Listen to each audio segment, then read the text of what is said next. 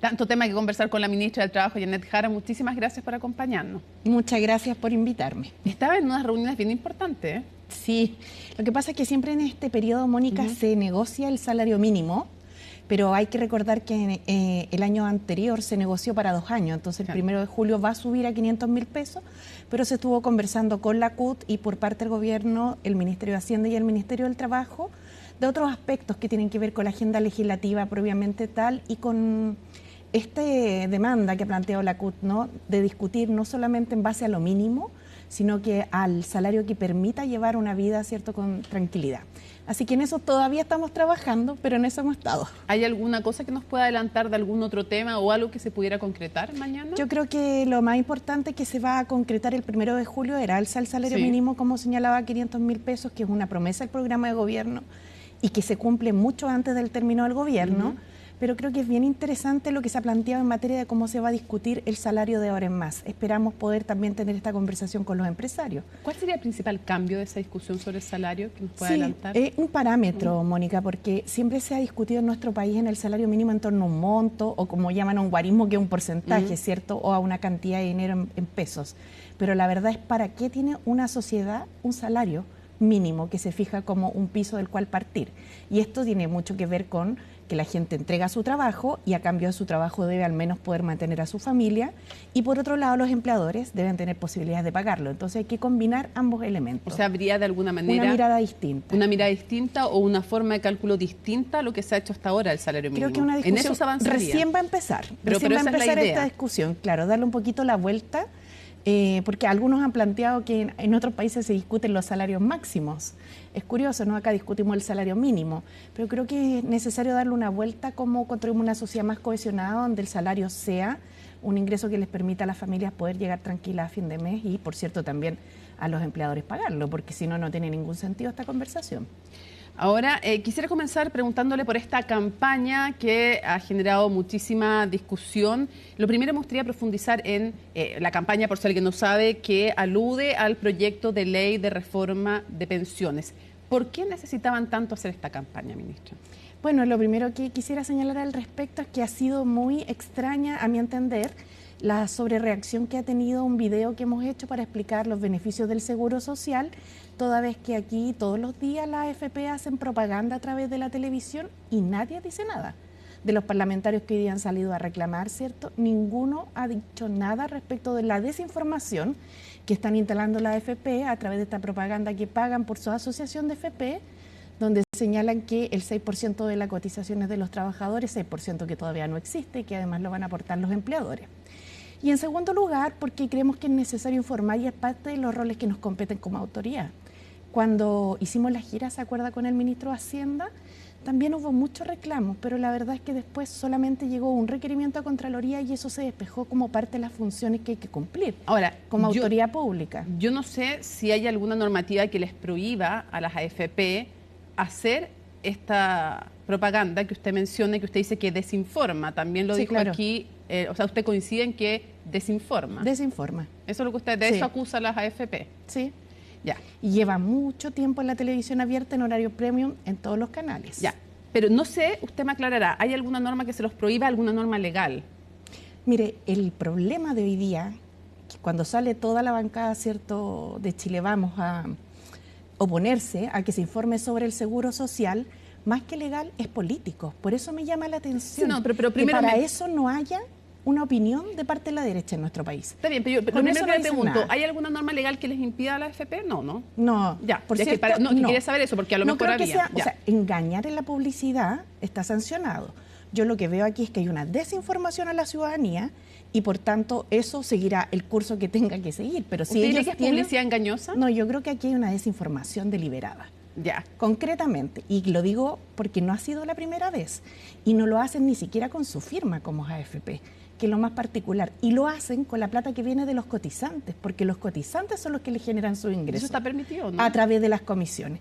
Por cierto, lo hacen a través de la asociación de AFP, por eso lo pueden hacer. Ok. Porque si fueran como AFP no podrían, lo hacen a través de la asociación, pero tampoco firman con la firma de la asociación de AFP. Ya. Dicho esto, en el caso de las platas públicas hay normas, sí, y la claro. Contraloría en más de una ocasión ha señalado que si no es un proyecto de ley terminado, perdón, si no es una ley aprobada. Esa es leyendo los dictámenes de la Contraloría en más de una ocasión, la Contraloría dice que se pueden gastar platas públicas en campaña solo para difundir leyes aprobadas. Esto no es una ley aprobada, ministra. Entonces, ¿por qué pueden destinarle platas públicas? ¿No están contraviniendo entonces normativas o ustedes le preguntaron a la Contraloría? Mire, los dictámenes de la Contraloría señalan que debe indicarse cuando se trate de proyectos en trámite. Y es lo que este video hace. De todas formas, como entendemos que ahora sí han recurrido a la Contraloría, porque a todo esto, cada cosa que se hace, la oposición señala que va a recurrir a la Contraloría y la verdad es que muy pocas veces llega a la Contraloría finalmente. Sirve para llenar páginas de diarios, ¿no?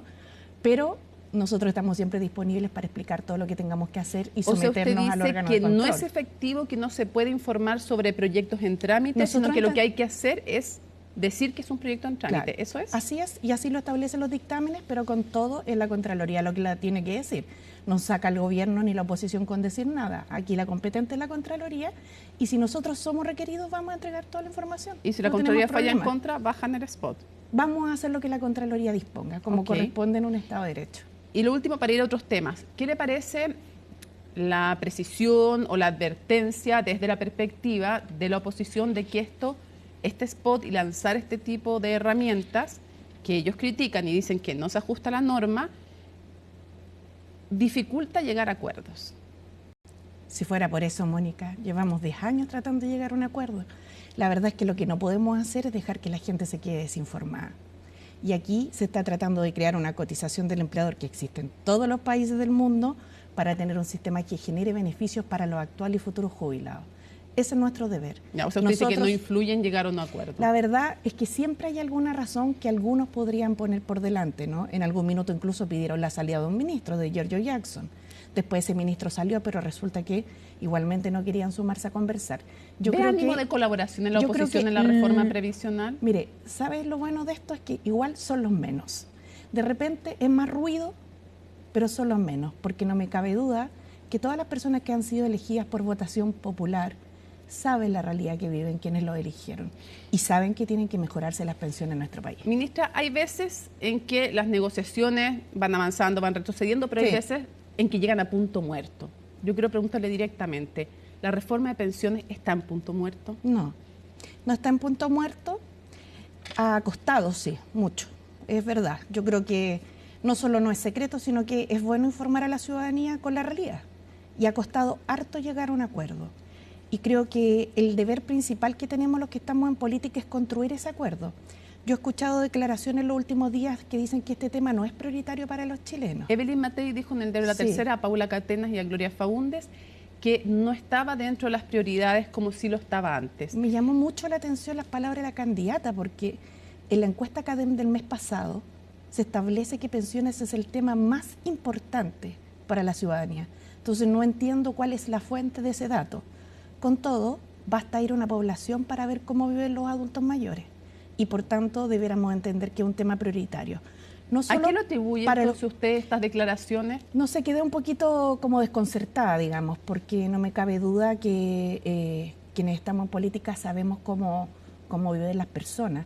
Pero no es solamente por eso, Mónica, es porque un sistema político que en 10 años no logra encontrarse para resolver su asunto está generando una tremenda desafección ciudadana. Usted la llama candidata, hace énfasis, no dice alcaldesa, dice candidata. Sí. Es que ya está hablando como candidata. ¿Usted encuentra que está hablando como candidata cuando dice esto? No me parece mal tampoco, si lo que pasa es que ella es candidata de su sector y es súper legítimo. Precandidata, o precandidata, lo digo porque, no sé, no me imagino a la alcaldesa de una comuna hablando de pensiones, ¿me explico? La alcaldesa debe hablar, tú también. No, pero para el país completo. También lo hace el alcalde en su programa y todo. Pues. Sí, pues fue candidato en su momento, pero lo sigue haciendo hasta el día de hoy y otros también, hay que decir, otros alcaldes también, de todos los sectores políticos. Yo diría más que el fondo de lo que dijo es lo que uno lo puede dejar preocupado, porque, ¿por qué? Perdone, por es que el tema de pensiones realmente ¿por qué la deja preocupada lo que dijo Evelyn Matei? Evidentemente porque la alcaldesa Matei tiene un liderazgo importante y uno esperaría que todos los liderazgos contribuyeran a encontrarnos más que a desencontrarnos. Hay una responsabilidad en esto. Y aquí llevamos muchos años de historia en el tema previsional. Entonces yo creo que es importante porque se señala como cuña que mejor no llegar a un acuerdo a cualquier costo. Nadie quiere llegar a un acuerdo a cualquier tipo de acuerdo. pero tampoco podemos seguir en el inmovilismo para siempre. Y hay bases para construir un buen acuerdo, ella pero dijo se requiere que, voluntad sí, política. dijo sus palabras en esta entrevista a La Tercera es, si llegara a un acuerdo a cualquier precio, rompiendo la línea roja de cualquiera de estos dos temas, y se refiere a que toda capitalización individual y que tienen derecho los trabajadores a ver quiénes lo administran, ya estableció como líneas rojas Evelyn Matei aquello, la alcaldesa de Providencia, y por lo tanto, por eso le pregunto yo si el liderazgo de Chile Vamos, más importante que hay en estos momentos, dice que toda capitalización individual y que los trabajadores decidan quién administra, ¿no ha llegado a punto muerto entonces qué posibilidad tiene usted, ministra, de llegar a algún acuerdo? Si el liderazgo más importante de Chile Vamos le ha puesto esas dos líneas rojas. En relación al segundo punto, que se plantea que todo trabajador pueda elegir, ¿sí? A nosotros nos parece muy bien. Ya, por eso entonces es bueno vamos que al ahora otro, que es el más no sea complejo. solo la AFP. Ya. Y en relación al otro punto, creo que es importante tener a la vista los resultados de la reforma que se quiere para el país. Y lo que hace 2 o 3 años atrás, que era un 3-3, era muy razonable, hoy día al parecer, cierto, a liderazgos como el de la alcaldesa o candidata Matei, cierto, no le parecen, pero yo espero que en realidad en función de las necesidades ciudadanas podamos ceder, porque si el gobierno ha cedido bastante y la oposición no cede nada, es como que en realidad no se quisiera una reforma previsional. Y me imagino que no vamos a estar todo este tiempo diciéndole una cosa a la gente para en realidad no querer hacerla. Y las palabras de Evelyn Matei no pueden ser un anticipo, esto de que no es prioridad la reforma de pensiones hoy día, no puede ser un anticipo de que en un eventual gobierno suyo no va a ser tema una reforma de pensiones. ¿No le preocupa aquello a usted? Yo creo que es una buena pregunta para la candidata. ¿Pero usted se lo preguntó también? No, yo espero que nosotros podamos resolver el mandato que nos ha dado el presidente de la República de intentar en este periodo encontrar una solución. ¿Puede ser la última oportunidad, tal vez en mucho tiempo, de hacer una reforma de pensiones? Mire, espero que lo podamos resolver ahora, sin perjuicio de aquello, y si con todo la oposición no cede, va a ser bien imposible llegar a un acuerdo. Pero no creo que eso cambie las condiciones materiales en las que viven las personas. O sea, no porque la política no priorice el tema de las pensiones, significa que a las personas se les solucionó su problema. Por el contrario, solo se va a agudizar y eso es muy lamentable. Ahora, Diego Chalper, el diputado de Renovación Nacional en Tolerancia Cero, nos decía ayer, esto tiene que zanjarse en este gobierno, y por otro lado decía Lo comparto. Sí, bueno, algo que comparten, el punto es cómo. Él decía que esta propuesta que hace el economista Bernardo Fontaine había sido conversado con usted y con el presidente de Renovación Nacional, el senador Galilea, y que es la idea de 3 puntos a capitalización individual y 1 punto, una especie de préstamo al Estado. ¿Cómo ve usted esa propuesta? ¿Puede ser una vía, ministra, de solución o de acercamiento? Es verdad lo que dice el diputado Chalper. Hemos conversado muchísimas alternativas, muchísimas. Entre otras, una modalidad de préstamo al Estado.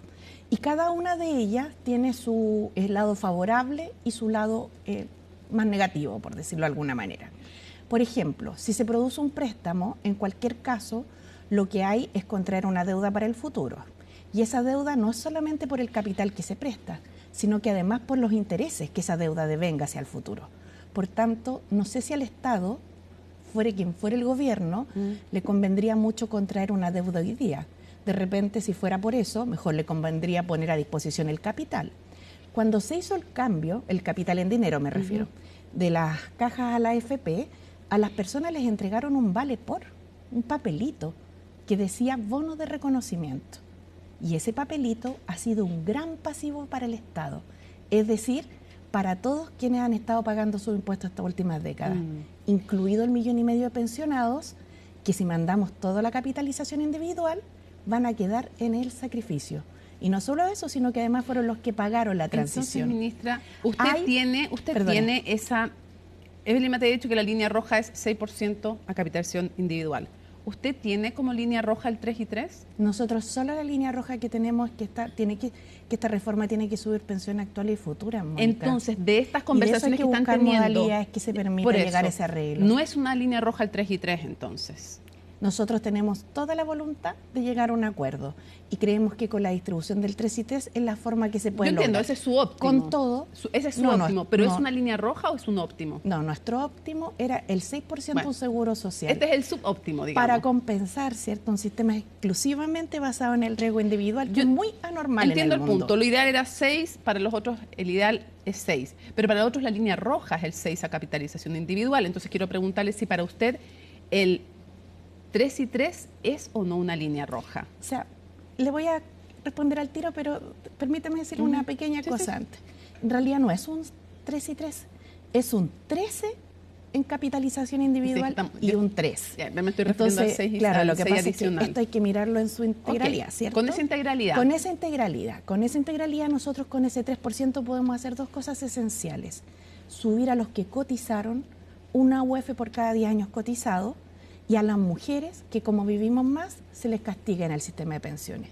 Si hay otra propuesta que cumple este efecto, nosotros siempre vamos a estar disponibles, lo hemos dicho desde el primer día. Y por ahí podría, en las conversaciones con Renovación Nacional, ¿para usted se le está abriendo alguna posibilidad distinta del 3 y 3 que pudiera permitir un acuerdo? Yo creo que es importante valorar los espacios que se han dado en la Comisión Trabajo, que preside el senador Moreira, donde está también el senador Cruzcoque y el senador Galilea. Claro, pero los tres salieron a decir hoy día, se cuadraron con Evelyn Matei y dijeron, acuerdo a cualquier precio no, y eso se entiende entonces de nuevo como que estarían en la línea de Evelyn Matei, y por lo tanto yo le pregunto si sabe, ¿usted cree que se endureció en estos días el discurso o no? Yo creo que, para continuar, nosotros tenemos un trabajo que está en curso. Y ese trabajo que está en curso a través de un comité técnico, que los senadores, ¿cierto?, tanto Saavedra como Sepúlveda, la senadora Sepúlveda, que también están en la comisión, han designado sus representantes, va avanzando. Y creemos que eso hay que dejarlo seguir su curso. Vamos a tener noticias muy pronto. Y ahí vamos a saber si en definitiva logramos o no hacer que no fueran las líneas rojas las que ganaran. No fueran las AFP las únicas que siguen ganando todo evento, sino que en realidad pudiéramos encontrar una solución para los pensionados. Vamos a las 40 horas, pero antes una polémica que no es con la oposición, es al interior de su bloque, porque hay una pelea entre la diputada Gael Yeomans y el PPD, que están muy molestos con la diputada porque ella dijo en el fondo que habían tenido que, hubo que negociar y compensar para que votaran a favor justamente, y dijo además las reformas gravitantes que tiene el gobierno como pensiones o salud. Quiero que el gobierno, dijo la diputada Gael Yeomans, dé la pelea hasta el final, pero no veo el mismo empeño en todos los parlamentarios del oficialismo. Por ejemplo, en pensiones hubo que negociar y compensar para que votaran a favor a la bancada PPD independiente. Primero, para separar.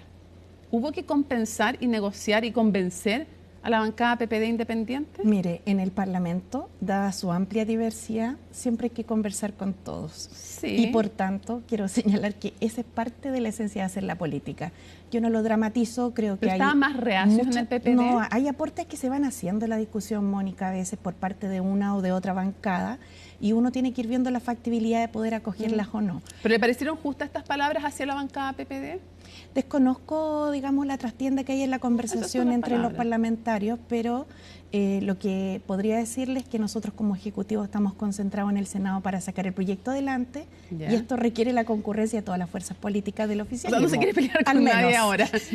No creo que sea buena idea, además. No creo que sea muy buena idea. Convengamos que no tenemos mayoría en el Senado. Ahora, perdone, no solamente el oficialismo para sacar adelante pensiones, el que tenga que estar apoyando al gobierno, sino que también la oposición. Por eso es indispensable un acuerdo, y las líneas rojas para construir acuerdos no sirven. ¿El gobierno va a dar la pelea hasta el final, como pide la diputada? El gobierno está trabajando por un acuerdo más que dando una pelea. En eso estamos. 40 horas, ¿cuál es el balance que ustedes hacen? ¿Y qué es lo más novedoso de ese balance? Ya. Adelante, no, porque mañana viene el oficial. Hoy día estamos a 26, ¿o no? Estamos a 27. Cumplimos un mes y un día desde las 40 horas. Ha sido, yo diría, un mes bien intenso, porque 40 horas, además de la reducción de la jornada, traía lo que las personas llaman la reducción de la aplicación del artículo 22, que es excepción de jornada, y traía además este tema de bandas horarias y de compensación de horas extras por días trabajados. Entonces ha habido una gran producción de normativa administrativa y también de fiscalización, de acompañamiento y de reuniones con empleadores y trabajadores. Y lo más interesante, Mónica, que le vamos a anticipar es que tenemos ya muchas empresas que están en 40 horas. Hay que recordar que este año recién se bajaba de las 45 a las 44. Como obligación. Como obligación, piso mínimo. 40 horas? El año pasado ya ingresaron 18.000 empresas y este año se proyecta que ingresen 31.000 más. 31.000 más. Sí. Entonces tenemos un calendario de empresas que van, ¿cierto?, sumándose paulatinamente hasta el 5.º año a las 40 horas, lo cual es una muy buena noticia porque muchos empleadores han tomado esto como el plazo máximo y se han empezado a adaptar antes. El reclamo de los empresarios por un pronunciamiento respecto al artículo 22, ¿le parece razonable? Mire, la Dirección del Trabajo lo va a analizar en su mérito, pero creo que cuando hay cambios tan sustantivos en la normativa, como ocurrió en este caso, porque el 22 era una ventanita que se convirtió en un portón, ¿no? Era una excepción y se convirtió en un uso más menos masivo de no tener jornada, siendo que la jornada es un derecho laboral. Me parece importante que se puedan hacer todas las precisiones que se requieran, así que la Dirección del Trabajo lo va a evaluar en su mérito para establecer esta relación de fiscalización directa, que hoy día se establece en la hipótesis legal. Sin duda hay varios elementos que tener a la vista, así que no tenemos dificultad, por el contrario, creo que pedir una aclaración sobre la materia va a contribuir. Entonces, en total, entre las del año pasado y este año van a ser... Hay 31.000 que se van a sumar este año y 18.000 que se sumaron el año pasado. O sea, serían 49.000... Casi 50.000 empresas. Casi 50.000 sí. empresas a fines de este año, sí, eso es lo proyectado, sí. Con 40 horas. Con 40 horas. Y tenemos, como señalaba, el calendario de los años que siguen, porque las empresas presentaron una declaración jurada, donde fueron informando esta tarea que hasta tampoco se parecía imposible, ¿no? Parecía improbable, imposible, pero que además, con un plazo legal más extenso, ha mostrado que mucha gente lo ha hecho antes, porque contribuye a la calidad de vida de las personas. ¿Algún otro balance o conclusión más importante que vayan a revelar mañana que nos pueda adelantar de las 40 horas? Me va a quedar, ¿quiere que revele todo hoy día? Todo, no, todo. Más que todo haría un llamado en particular a las farmacias, que ¿Por qué? me han tenido preocupada la situación de las farmacias como ministra del Trabajo, Mónica, porque no todas, por cierto, no todas, no quiero generalizar, pero sí algunas de estas importantes que se conocen, ¿cierto? De las grandes cadenas. Claro, que además curiosamente hasta tuvieron otro tema reputacional importante con el tema de la colusión de los precios de los medicamentos. Entonces pienso cómo la confianza y la fe pública avanza, ¿no? Avanza en una buena relación con las empresas también. ¿Qué les preocupa en la farmacia? Nos preocupa porque han persistido en este tema de reducir la jornada en base a 12 minutos. Entonces, en realidad, sí, la gran mayoría de las empresas ha hecho suyo, digamos, no solamente el cumplimiento de la ley, sino que además ha propuesto calendarios para adelantarse. ¿Cuál es el objetivo de mantener esta otra tensión en la cual en realidad no solamente no están cumpliendo con la normativa, sino que además han sido fiscalizadas, infraccionadas, y algo que es una buena noticia para sus propios trabajadores? Como les dicen ellos, sus propios colaboradores terminan imponiéndoles una fórmula que genera mucho molestia, digamos. Y daño reputacional, dice usted. Sí, por supuesto, sí. Pero además con la gente que trabaja ahí, o sea, ¿para qué? ¿Para qué hacer este tipo de cosas? Esa es una cosa que uno se tiene que preguntar. Un par de cosas para ir cerrando. Sí. En Agenda Económica, a fines de febrero, con Nicolás Paut, usted dijo que a más tardar en abril se iba a presentar un nuevo subsidio para empleos formales. Sí. ¿Qué pasó? Bueno, mire, en primer lugar, desde que tomamos el gobierno, en toda esta etapa más estabilizadora de la economía, usted sabe cómo estaba la inflación y todo lo que fue ocurriendo, que estaba sobre el 14%, hemos visto que se ha ido produciendo un momento de recuperación de puestos de trabajo importante, que hoy día nos tiene cerca de con 500.000 puestos de trabajo nuevos y que esperamos además se siga dinamizando, porque en los últimos meses ha ido tomando más velocidad, y esta lógica en la cual entraba más gente al mercado del trabajo versus la cantidad de puestos de trabajo que se creaban en un mes, ¿bien o no viene? se ha ido invirtiendo. ¿Bien o no Entonces, viene sí una reorganización de los subsidios laborales pensado no en la contingencia, sino que pensado en el futuro del trabajo. ¿Pero se va a cumplir con este subsidio al empleo formal que se había comprometido? Sí, lo que pasa, Mónica, es que no es un sí o un no, porque deme 2 segundos por solamente. Mire, aquí hay varios subsidios al empleo, pero son dispersos y quedaron anclados además a montos bajos y piden hartos requisitos. Entonces debiéramos tener en nuestro país, esto lo estuve conversando el otro día y agradezco la opinión del economista David Bravo que nos hizo llegar, en instrumentos que sean flexibles y que permitan, ante ciertas contingencias, poder actuar más rápido a los países. Entonces estamos pensando en una solución más de mediano plazo, más que de la contingencia, porque la economía se está recuperando, estamos con una expectativa de crecimiento mayor de lo que se había proyectado, a pesar de todos los agoreros del pesimismo, como señala el ministro de Hacienda. La inflación está más o menos controlada. ¿Esta reorganización de los subsidios? Estamos en ese trabajo, pero créame que en el Ministerio del Trabajo no dejamos de trabajar. No tiene fecha, no tiene fecha. No, estamos en esa tarea, pero estamos con varias cosas. ¿Cierro? Estamos también, solo para contarle, por cumplir además en estos días las indicaciones, ingresar indicaciones al proyecto de equidad salarial, que es de tanta justicia en nuestro país. Además está Salacuna presentado, pensión, entonces estamos con una agenda intensa. Cierro con dos cosas. Lo primero, que no tiene que ver con el ámbito laboral estrictamente. Se ha anunciado en el Partido Comunista que Bárbara Figueroa podría ser postulante a gobernadora de la región metropolitana. ¿Qué le parece?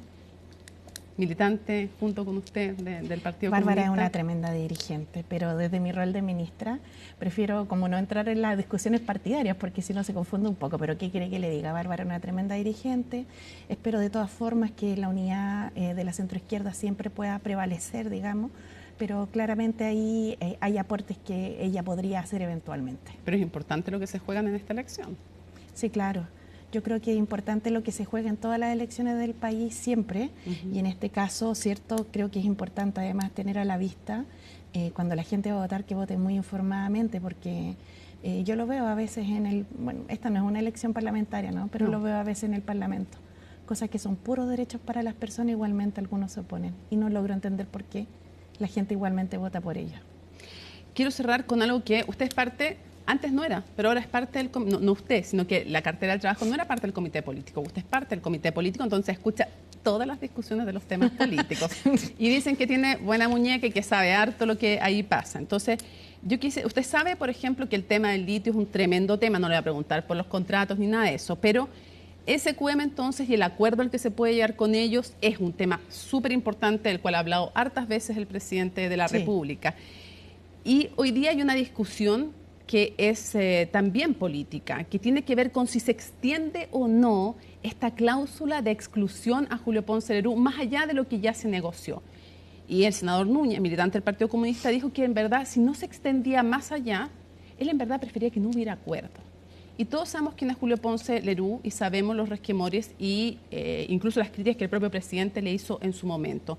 Entonces yo quisiera preguntarle si esto es un problema complicado para el gobierno, si les gustaría tener alineados, sea cual sea en el fondo el acuerdo al que logren llegar con SQM o no, porque está la disyuntiva entre lograr o no una exclusión por mayor tiempo, que tendría que ser casi voluntaria de Julio Ponce Lerú, o no, y lograr alinear a los parlamentarios. ¿Cómo se está viendo eso? Porque sé que fue y ha sido tema en el comité político. Bueno, en primer lugar quisiera señalar que todos estos temas, bajo el liderazgo del presidente, están a cargo de otros ministros. Yo lo sé, pero y en particular, cierto, de Máximo Pacheco. Pero sobre el punto, mire, el tema del litio es tan relevante para el país que sin duda el gobierno quisiera contar con el apoyo de todo el oficialismo. Pero en los gobiernos, el oficialismo, el ejecutivo y el Parlamento conversan los temas. Así que a lo mejor falta conversar un poco más. ¿Pero es un tema complejo por la figura de Julio Ponce? Yo creo que ese tema ya está bastante, diría yo, superado por parte del Ejecutivo. Por algo se han hecho las propuestas que se han hecho. Sé que a muchos no les agrada o no nos agrada, más con todo, hoy día la realidad en temas de explotación del litio indica que ese es el camino que nuestro país debiera seguir. Yo sé que no quieren soltar prenda, estamos terminando la entrevista, pero ¿alguna cosita va a haber? ¿Alguna novedad en la cuenta pública de trabajo? ¿Va a haber algún anuncio? Si algo que nos pueda... Pero Mónica, le cuento cosa. algo. Estamos implementando la conciliación de la vida laboral, familiar y personal. ¿Por ahí va a ir el énfasis? La ley sana. Déjenme contarle que hay una quinta contingencia aprobada ahora. Lo quiero comentar porque es poco conocido el beneficio, pero para las madres y padres que tienen hijos que ni Dios quiera, a veces sufren una hospitalización, ¿cierto? Ahora que vienen los virus respiratorios. Una que ha pasado por esas cosas en la vida, ahora van a tener derecho a un permiso. Estamos implementando las 40 horas, estamos tratando de sacar pensiones, Salacuna, vamos a ingresar equidad salarial. Así que todo lo que pueda venir en anuncio del presidente, que por cierto lo va a hacer él y no la suscrita, va a ser solamente seguir fortaleciendo el trabajo que ya hemos desarrollado. Ministra Janet Jara, muchísimas gracias por haber venido en un día más gracias a súper usted. atareado aquí a CNN Prime. Muchísimas gracias. A usted.